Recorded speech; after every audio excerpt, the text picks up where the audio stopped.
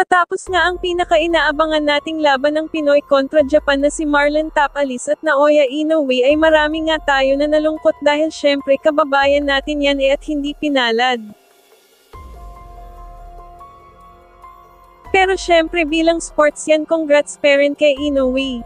Ang pagkatalong ito nga ni Marlon ay agad namang pinaing-ayan ni Cuadro Alas. Ayon pa nga kay Cuadro Alas na parang wala naman dong planong manalo si Tapalay, bagay na inagrihan naman ng maraming Pinoy fans.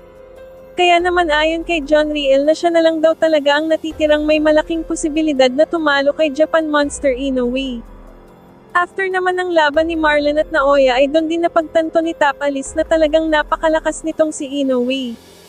Ayon pa nga sa kanya na malakas at mabilis talaga si Inoue dahil nga dito ay paniguradong kahit si John Riel Casimero ay di uubra kay Inoue dahil sobrang layo talaga at wala talaga sa kalingkingan, pero disagree naman ito ng mga solid Cuadro Alas fans dahil para talaga sa kanila kayang-kaya talaga talunin ni Cuadro Alas si Naoya Inoue. Ikaw sa tingin mo isinilang na kaya ang Pinoy na tatalo kay Inoue o si Alas na ang pipigil dito? Comment below.